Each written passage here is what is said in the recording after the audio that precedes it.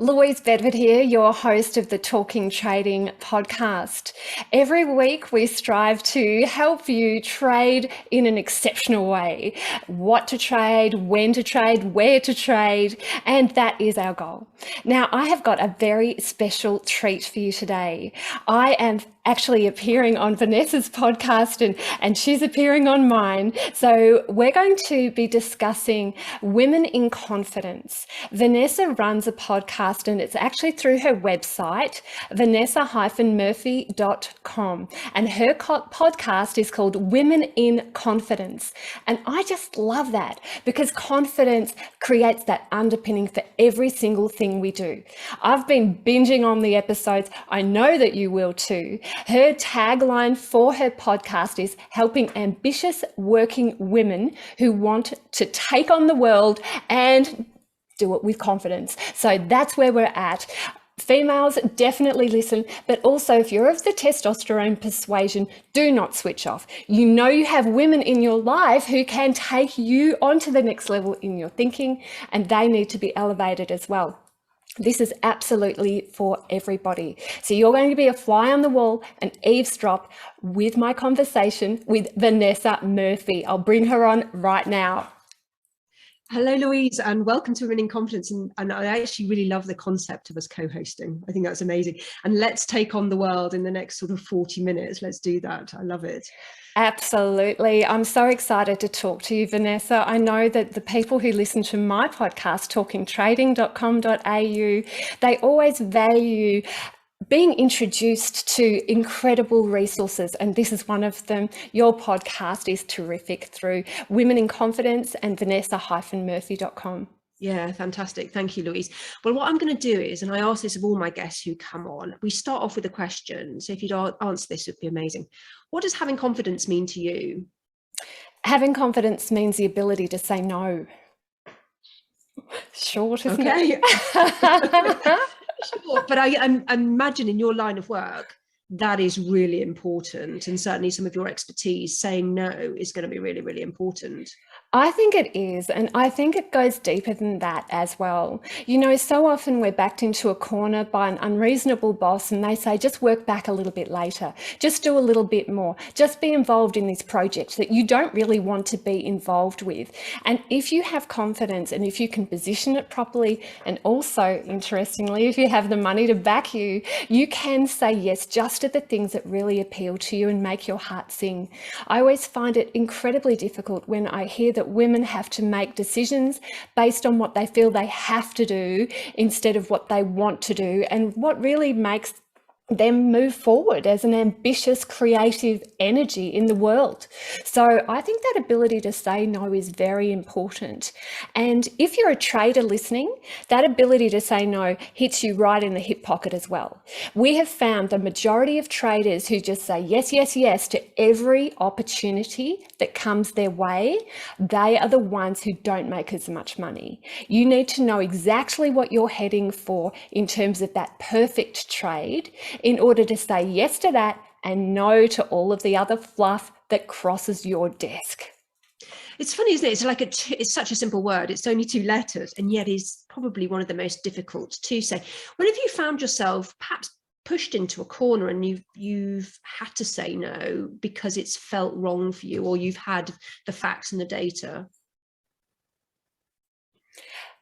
So for me personally, when have I been pushed into a corner?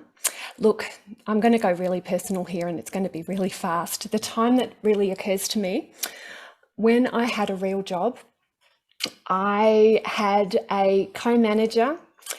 He was literally in front of me and I was backed into a corner as he shoved his hand down my pants. Okay. Now, it was shocking.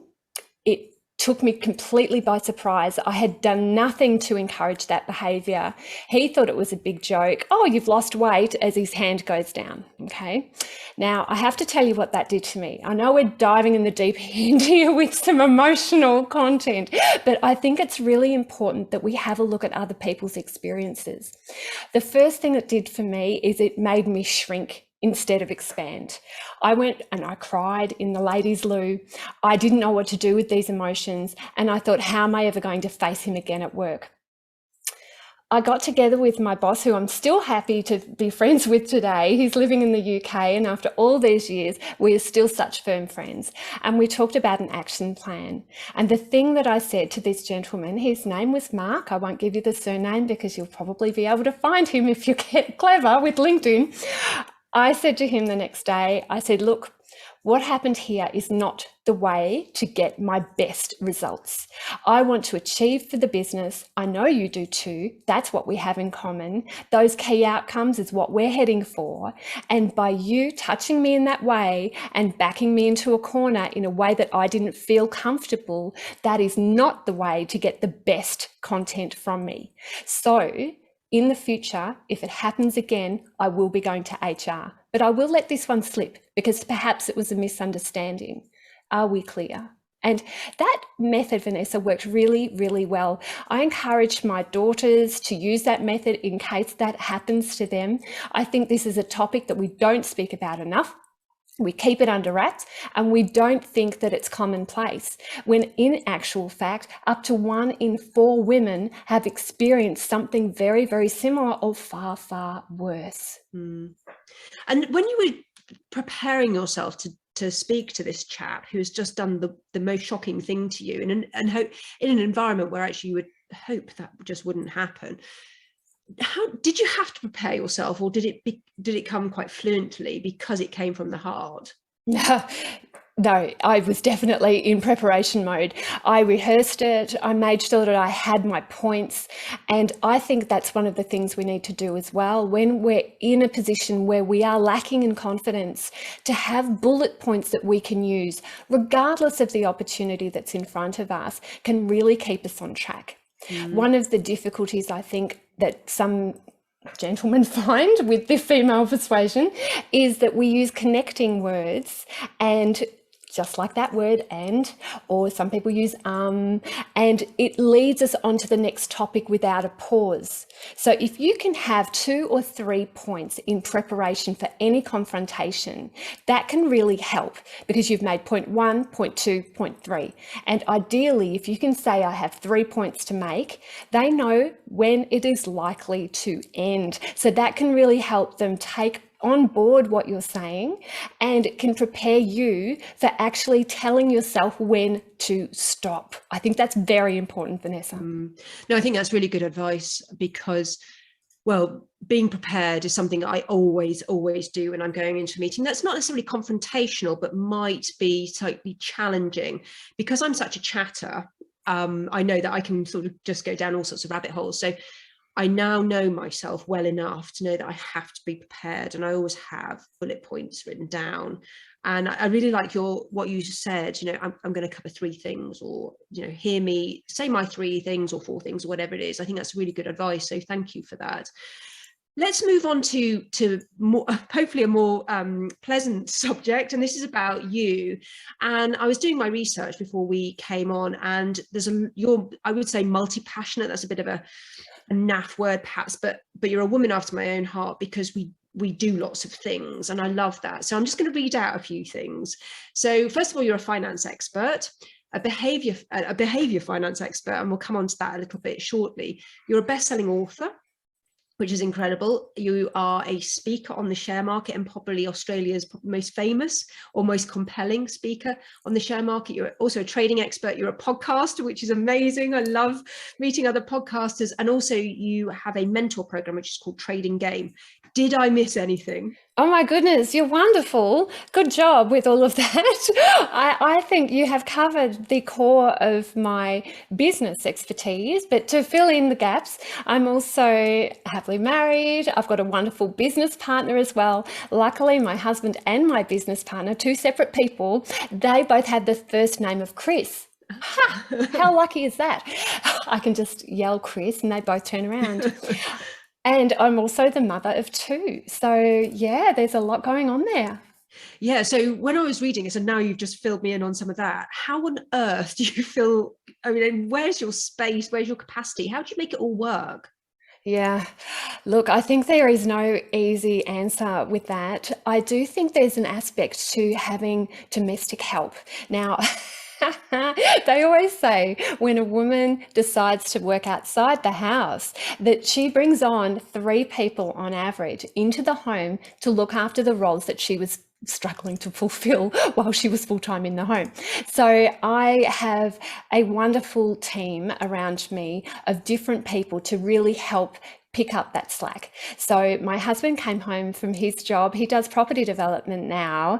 When our first was born, and that's, gosh, 19 years ago now. So that was wonderful. And so he's just an amazing character there because we're sharing things 50-50. You know, we always get to the kids events and the kids sport, and all of that is very, very high on the list of priorities. But to enable us to do that, I actually have a couple of people come into the home and they chop vegetables and they do washing and they vacuum, and I damn well love it. I can highly recommend outsourcing the drudge. I love being the domestic goddess, cooking the feature meal, but I really, I have to say, I hate doing things like vacuuming. So I think that that is a real key. And the other key is when you do have somebody taking over a role, let them do it to the level of 70% of skill. You could do it 100%. I know you could. You're incredibly talented that way. But even if somebody can do it to 70% of your level, allow them to take it over, and that will help. And the second thing I'd like to suggest there is when you're doing something, have 100% focus. Like, I do feel that is probably one of my core skills, that I can block out everything. I turn off the phone, I get rid of the notifications, I shut the door. There is no outside influence that is going to harm my level of concentration while I'm concentrating on a big project. Breaking that project down into tiny little steps, even things that might take 5 minutes, gives me that source of joy, that endorphin rush, that I'm moving towards that really big goal. I really like the fact you said, and you're really honest about it, is like, get the help in, you know, do the stuff that you get paid for, you're good at. Those are the things that matter. And actually the stuff that is drudgery or actually just sucks your energy into another space or distracts you, get somebody in to do it. And I think many people, and particularly me, small business owner just starting out, it's quite a tricky balance to do that between where do I need to focus my energy on, where I'm going to make some money, versus my house is a mess and I need someone to sort it out. But I really like your honesty on that, is get someone in as quickly as you can, but also let them do it. Like, that is what they're paid for. But also, sorry, I'm going down a bit of a rabbit hole, but also what I really like about the fact that women who are financially independent, they're actually contributing massively to the economy by getting people in to do the ironing or the cleaning or the walking the dog or whatever it is.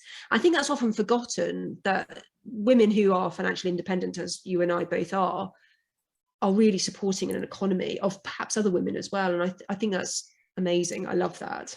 Yeah, me too. And you know, the thing that I really enjoy as well is that by putting a price tag on it, because you're outsourcing to somebody else who's doing that work, you're actually managing to say to your spouse, look, my work is valuable as well. So I think the way you can position it with your partner is to get a really big long list of things all around the house, even outside the house, your duties as a parent, if that's applicable, your duties to even go out on date nights, okay, because we do have a duty to our relationship to honor that relationship, and break it all down and work out, are you going to do it? Am I going to do it? Or are we going to get somebody else to do it? Now, for me personally, I didn't want people looking after my children. I felt that that was my role.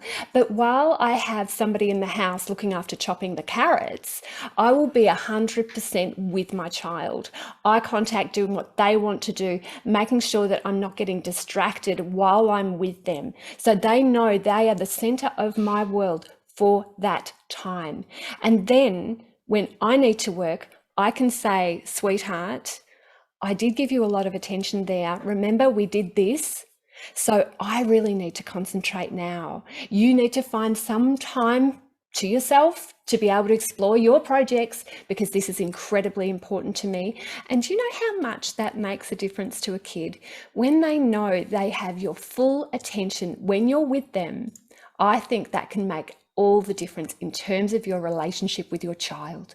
So your podcast, and I'm sure you've been on lots and lots of podcasts, is mainly about trading and finance experts. This is going to be slightly different for you, because we're actually talking about you and finding out a little bit more about Louise Bedford herself. But we will absolutely talk about trading, and how did you get into trading and being a trading expert, and also then being an advisor and a mentor to other people around trading. Yeah, it's an interesting journey, actually, the way it goes. I think, as with many of our careers, we fall into them, don't we? So look, way back when I was living with my parents, my dad really caught my eye when we went from being quite poor to, in 1 year, changing where we lived, getting 2 cars. There were winter coats for everybody. There was even a boat. It was just incredible. And that really caught my eye. It was back in 1985. That year is indelibly imprinted into my mind. The way that it worked is Dad came out with some winners in gold. It was a big year for gold. He managed to call it, and his own trading was very haphazard. Let me just state that for the record. It was not what I suggest. Now, we'll talk about what I'm going to suggest for traders, but he basically put it all on black, and woohoo, away we go. Now, that is really not the right way to do it for everybody listening, but it did catch my eye. All of a sudden, my views about wealth just spun on their head. I also wanted to be involved in the share market. I got involved with my first trade, I think I was 16 when I first put money into the markets, way back when, but I didn't get serious about trading until I was 20, which was very, very lucky, because by the time I needed to leave my job, I'd already worked out the basic dynamics about the market. So I knew how to have my written trading plan that had my entry, exit, and position sizing. I knew how much money I was making out of the markets. I knew how to save. I had those core building blocks of financial success that set you up for life. So by the time I became a full-time trader, because I had a health issue, I'd already had a lot of those core skills in place, Vanessa. So trading and all the language around trading, and I'm going to quote some things. So you talked about candlestick charts, trading psychology, pattern detection. To me, that feels like a barrier to entry, because that's where I would lack confidence, because it's a language that I don't understand, and it's numbers, and it's a lot of information, and it feels quite daunting. What's your advice then to women, because this is the nature of this podcast, who are thinking the same and thinking, gosh, this sounds daunting, I don't belong in this space. How can I get over those barriers to entry? Firstly, I can totally hear where you're coming from. It does seem like such a big area, and it does seem like a male-dominated area. And in fact, the figures say that women find it difficult to move into trading because they feel it is so male-oriented.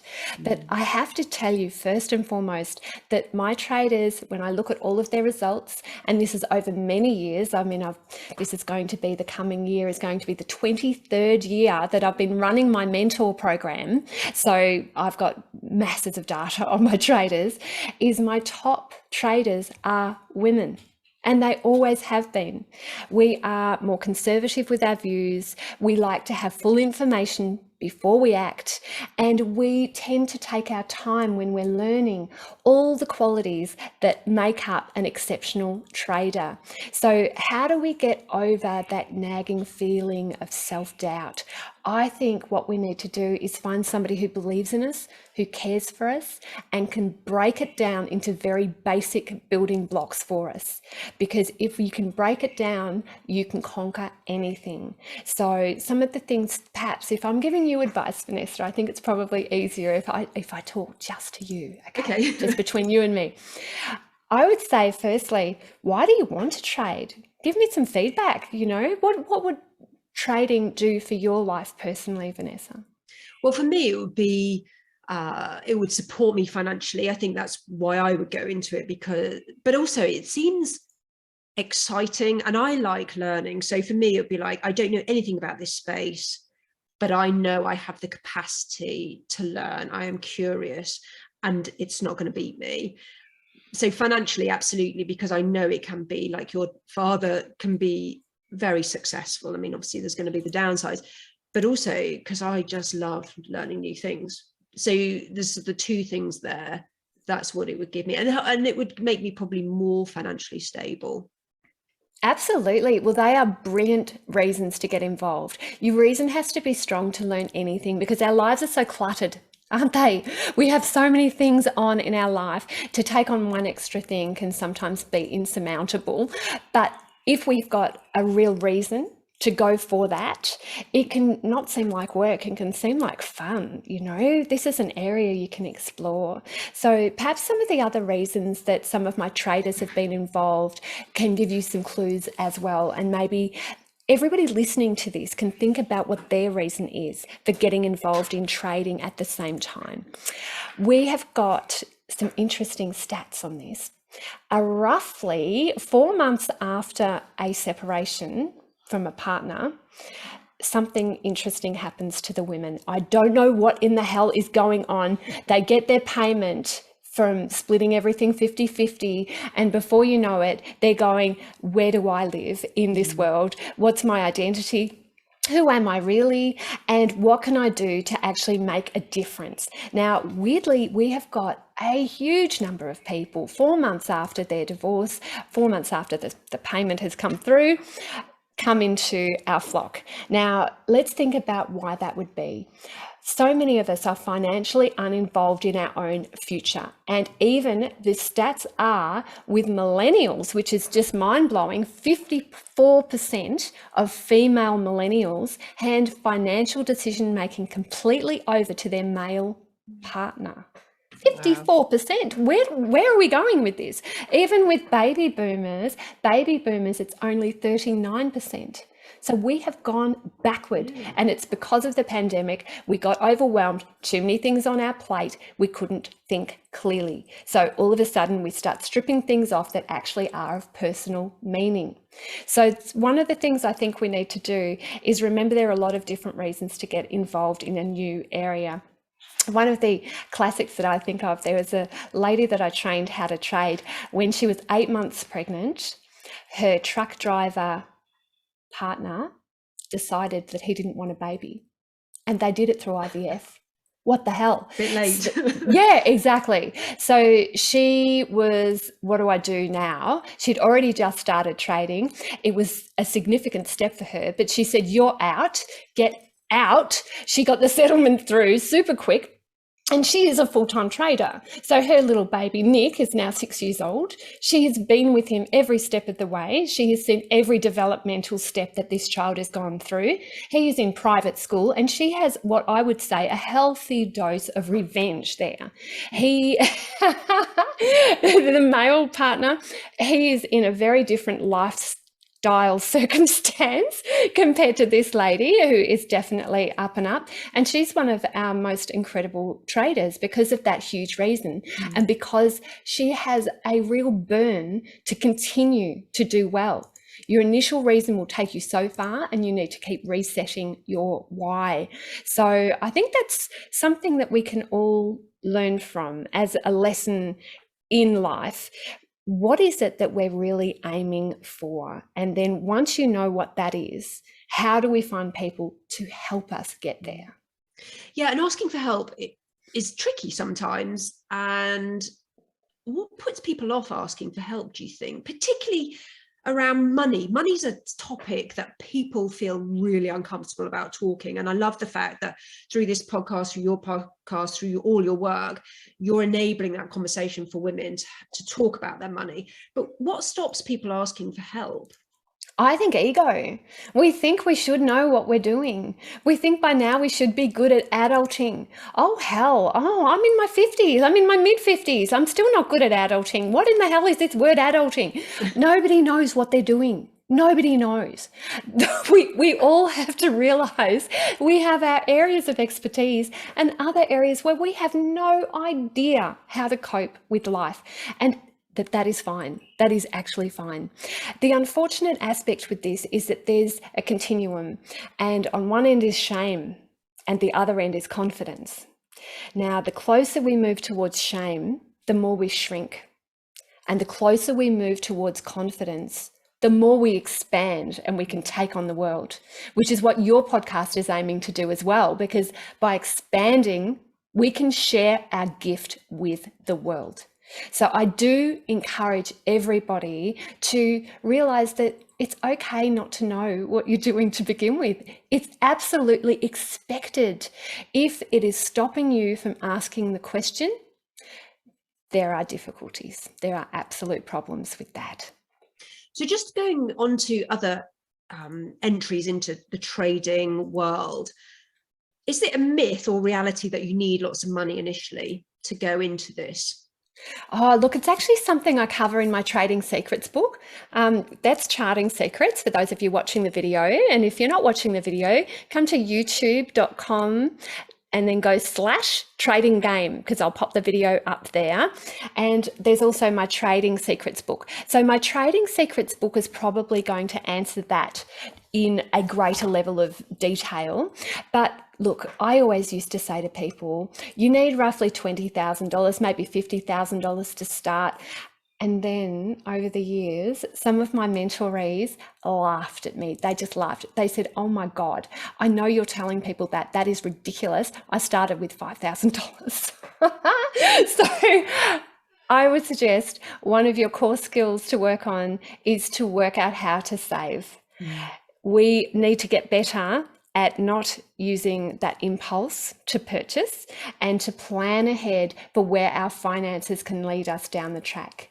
Most people are really crap at that. We're better teaching our children those skills than we are harnessing those skills for ourselves. So have a close look at your own personal spending habits, put some money aside, and while you're doing that, educate yourself.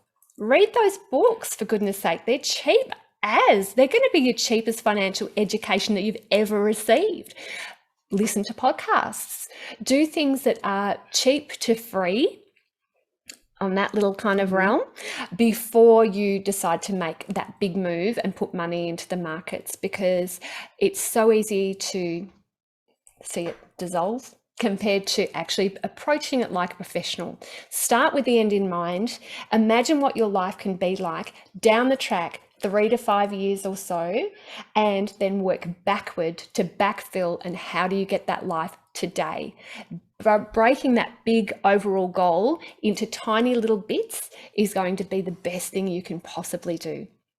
Yeah, and I think what I can totally agree with what you're saying about this 3 to 5 years. And I think many people will be, oh, I just want an overnight fix. I just want to, I don't know, put some money into the market and you know, make my millions. Or just in my world, they want one coaching session and they want to then be fixed. They're confident. And what you're saying, and certainly I reinforce, is these things do not happen overnight. I mean, occasionally, rare, but the majority of it, it's planning, it's setting a goal, it takes time, it takes practice, it takes education.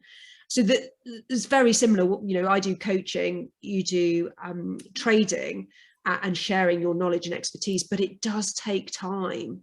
It does. And I don't think we give ourselves that time to grow. You know, I often think there's that little bamboo shoot story. I don't know if you're familiar with it, but there's a bamboo seed that they plant in the ground, and it takes 7 years before it actually shoots up by 20 feet. And that can happen like over a period of a month. Okay.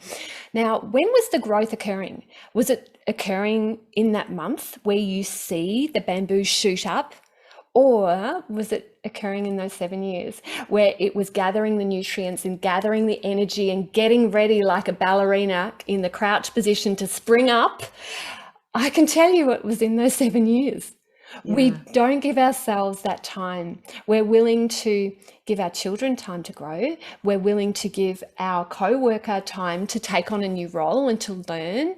We'll give them as much time as they need because, hey, they're not us. Why can't we be perfect from the very outset? Oh my goodness. So I do urge everybody to treat themselves like a toddler. Treat yourself like a toddler. Make sure you get enough sleep. Make sure you get enough to eat. Make sure you have your play dates. Have some time in the sun. Have some fun. You know, do all of those things that you would do to look after a child for yourself, and also then that will have a good impact on your adulting levels. I interviewed somebody very recently and she said, put yourself in your diary. And I thought that's a really good way of describing it, because I put everyone else into my diary. So business, coaching, work, kids, blah, all that sort of stuff. But I am personally hopeless at putting myself in my diary. And I thought that's a very good message, is invest in yourself. Yeah. Invest time in your rest, your physical health, your mental health, all those things. And that helps build your confidence, because you have absolute trust in yourself at this point. And I guess the same is true in your space, is take that time for yourself. And I think it can even go, just using that calendar analogy, a little bit further as well, where if you think of the big things in life, the things that are really important to you, whether it be holidays or trips for your work, put those in the calendar first. There's a story, and I don't know whether you've seen the video, of a university lecturer. And he's got a big vase, a big kind of jug on the table, and he fills it up with golf balls. And he says, is there any more room in this jug? And everybody says, no, there's no more room. And then he takes little pebbles and he puts it in. And of course, the pebbles nestle in alongside those golf balls. And he said, is there any more room? And no, there's no more room. There's no more room. He gets sand. He puts the sand in to the jug. Is there any more room? No, there's no more room. Then he gets water. He pours the water in. Okay, so now let's apply that to our lives. How can that be applied? The golf balls have to be your big priorities, your major things that you're heading for, your big goals. You know, that, I don't know if we're allowed to swear here, but the big effing audacious goal, you know, that huge thing that you're heading for, that's your golf ball. Your pebbles can be some things that are smaller than that, but still very important and a priority in your life. Then you've got sand, and often the sand and the water is where we're working. We're not getting that personal fulfillment from our job. We're finding it to be very much the drudge. We're doing emails and emails, or we're just chopping the same bit of wood again and again, basically, and it's not fulfilling and it's not meaningful. The difficulty is most people are sanding over their entire lives. They're not just having it in that one little subsection, because they haven't filled up their calendar with the big golf balls first. So goal setting, how do you go about? What's your methodology to set goals? If I've got something that scares me, I'm usually on the right track. I think we underestimate what we can achieve over the long term, and we overestimate what we can achieve in the short term. So the big one that I use is I have that big goal and then break it down. And then I do a spreadsheet, like an Excel spreadsheet, and then with a done column, and I just color it in with done. So I've got things that I'm aiming to achieve on like a yearly basis, say the big golf ball, and it comes down to a per day aspect to that. And sometimes it's even for half a day. I put it all into my calendar in advance. So every single component, like at the moment, I'll give you perhaps an example. I'm looking to launch our mentor program for next year.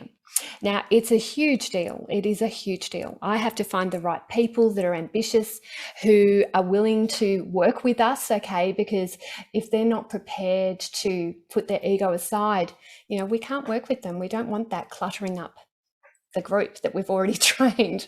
We need people who have got an interest in trading, people who've already got a little bit of background, like maybe have read one of my books or one of my business partner Chris Tate's books. So there are so many aspects to getting this to fly, and there is every single year. But because it is such a big goal, if I look at it just as the goal, it's incredibly daunting, and I could hyperventilate even as I speak about it right now.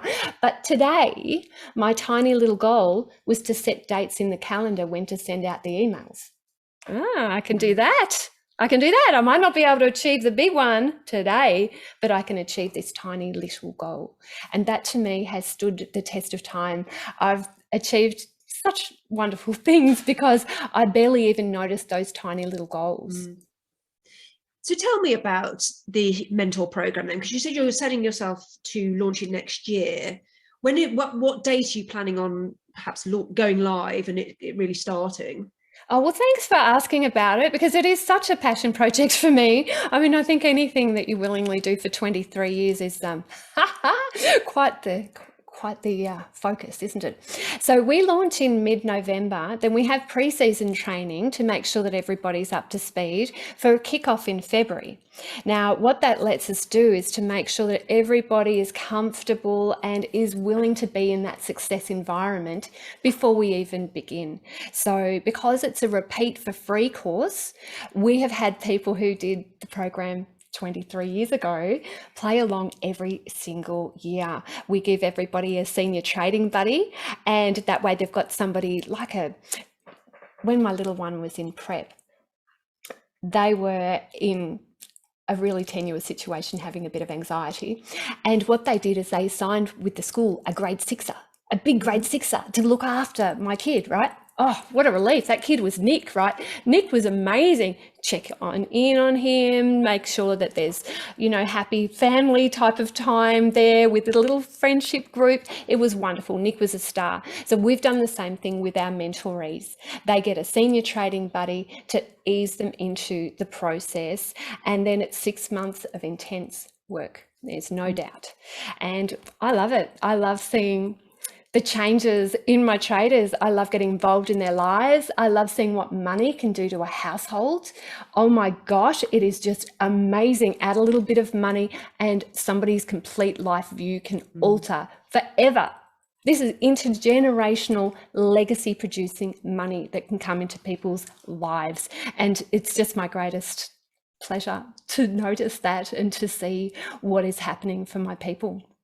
And mentoring, do you have a mentor? So you apply mentors to people who are going through your course, but do you have your own mentor or coach?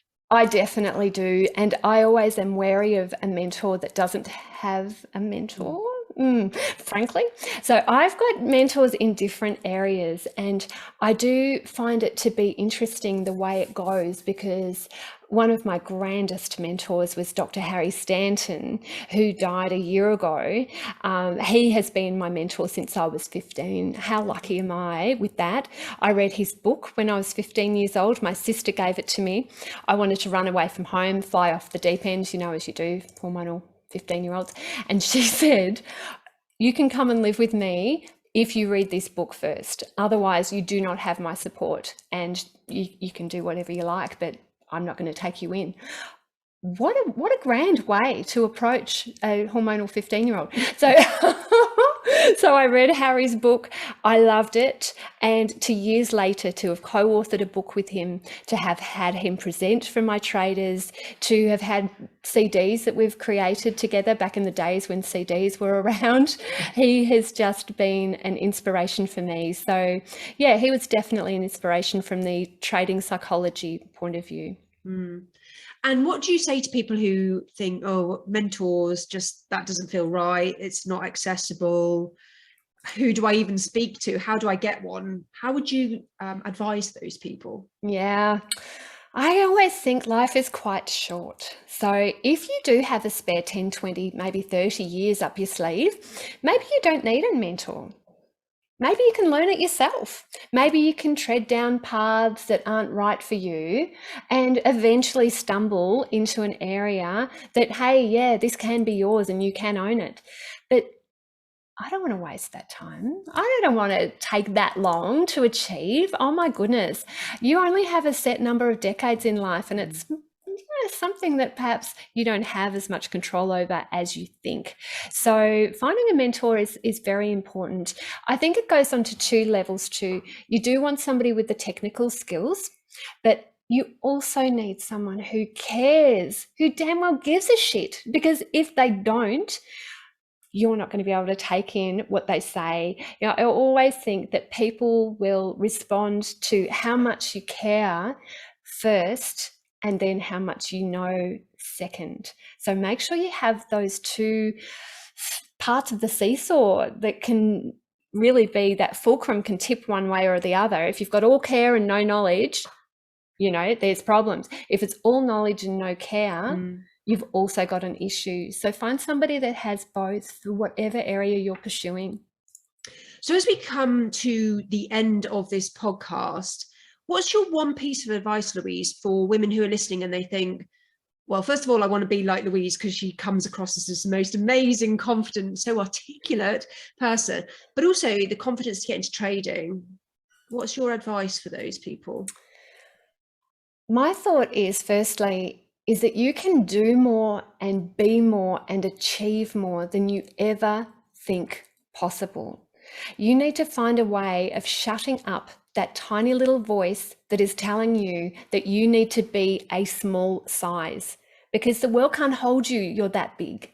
You need to expand and grow into that role and to give yourself time to grow as well. So just from a philosophical level, that is my advice. But in terms of advice getting started trading, really getting the right books, getting the right input through podcasts, visit my podcast talkingtrading.com.au and register your details. Read my book, Trading Secrets, and then follow it up with Charting Secrets. Come to my other website, tradinggame.com.au, and register your details. I will hand it over to you, a free 5-part e-course called Trading Made Simple, and I will give you my trading plan template. That will go through all of the core things you need to do to write down before you put $1 into the markets. So give yourself a pat on the back for listening to this incredible conversation, and know that this is part of the journey. Being able to motivate yourself to find people who can inspire you. I mean, that's 3/4 of it. The rest of it, you will work out. You're smart. Come on, you can do it. Yeah, that's one thing women absolutely are, is resourcely. Yeah, they can make anything happen. They can absolutely. But thank you for your generosity in terms of highlighting, the books and the free content and all your websites. So thank you very much for that. And what I'll do, Louise, is I'll put all those details into the show notes of my podcast, so people who are listening to Women in Confidence can find you and hopefully sign up for your courses and buy your books, because they sound amazing. And I know where I'm going next. I'm going to amazon.com.au to find out about it.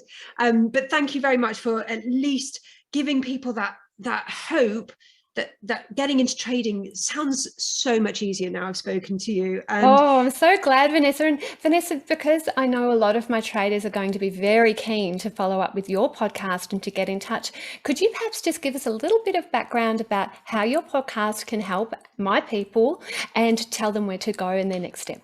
Yeah, sure. So Women in Confidence is, as Louise mentioned right at the beginning, focused on working women. And it covers a whole range of subjects, but just centered around confidence, self-belief, self-efficacy. And I bring in a whole host of guests who perhaps talk about money, talk about trading, but also they talk about self-belief and inner confidence. They talk about, I've had somebody come on about confident parenting, which people might say, well, that's not related to work, but I think you can't separate life from work. They're the one and the same. I've had so many people who come on and talk about their experiences in the workplace and how they've helped to build their confidence and how they've made decisions confidently, and also how they live their life with true belief in themselves and true purpose. And there are so many episodes. I can't highlight one as being particularly exceptional, but go and have a look at the website, go and scroll down all the episodes and find one that really resonates with either your current position or where you want to get to, and go and dive in and check out all the different episodes. There's one in there for everybody. I'm absolutely convinced of it. Oh, that's wonderful. Vanessa, I've really enjoyed our chat. I'm so looking forward to exploring the resources that you've provided for everybody as well who wants to gain more confidence. So I'll definitely be staying in touch with you. And for everybody listening from the talkingtrading.com.au podcast, I'm so excited that you're prepared to open your mind to other aspects, not just trading specifics, because the way we do one thing is the way we do everything. So if you can improve with your own self-development, your trading account will naturally improve as well. So, signing off from Louise Bedford and Vanessa Murphy, we will see you the very next podcast. Take care, everybody.